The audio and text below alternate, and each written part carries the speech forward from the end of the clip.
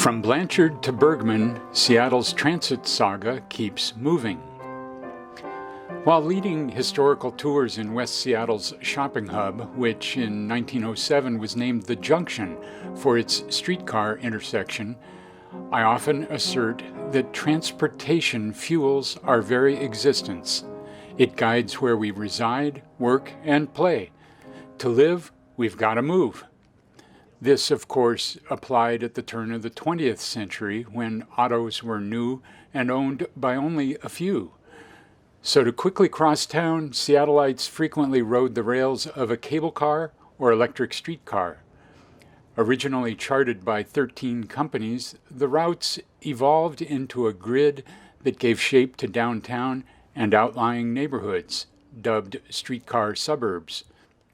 To document this, historian Leslie Blanchard, a longtime city engineer, assembled a landmark book, The Street Railway Era in Seattle, a chronicle of 6 decades, published in 1968. Enter Mike Bergman. Growing up atop Queen Anne Hill, Bergman pestered trolley bus drivers about how their vehicles worked. And clerking at the downtown library in 1968 while a senior at the old Queen Anne High School, he repeatedly observed Blanchard examining documents and even introduced himself to the researcher. The seeds of Bergman's future were growing. 53 years later, he is a retired planner with 16 years at Sound Transit and 20 years at King County Metro.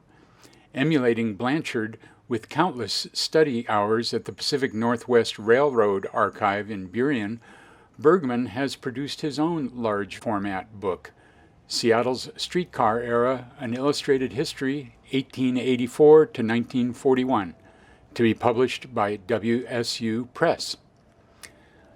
Blanchard's 1968 primer is long out of print. Surviving copies go for hundreds of dollars online. But Bergman's book, with 130 crisply reproduced historical photos and 13 new maps, offers a fresh chance to, as he writes, give the reader more of a feeling of being there. That feeling, in today's city of 737,000 people clogged with 461,000 cars, might be elusive.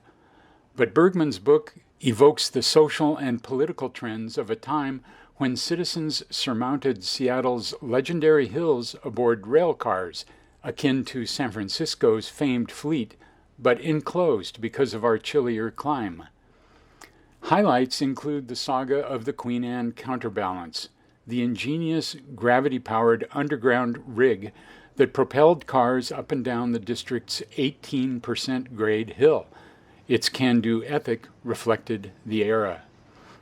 Bergman also charts the city's bumpy takeover of the streetcar network in 1919, when yearly trips peaked at 133 million, as well as the system's demise and conversion to rubber-tired buses by World War II. Then, as now, civic debate over public transportation was rife. But as Bergman notes, today's multi-jurisdictional light rail web is steadily expanding while shaping a Seattle that just keeps moving. In our first then photo, taken in 1940 as the city's street railway network neared its collapse, this north-facing view illustrates the intertwining of Seattle streetcars and cable cars. The Route 11 East Cherry streetcar, left, heads north on Broadway at James Street, while cable car number 11 lays over in front of its car barn and powerhouse built in 1891. Transferring from the former to the latter, let riders reach downtown's south end. In our second then photo, streetcar historian Leslie Blanchard, about 39 years old, is shown in a Seattle Times story on August 10, 1969. He died in November 2011. Today, author Mike Bergman stands at the same vantage while a golden City of Seattle streetcar heads north along its First Hill route. The Wallingford residents' new book, Seattle's Streetcar Era, An Illustrated History, 1884 to 1941, will be available after December 1st. For more information, visit wsupress.wsu.edu.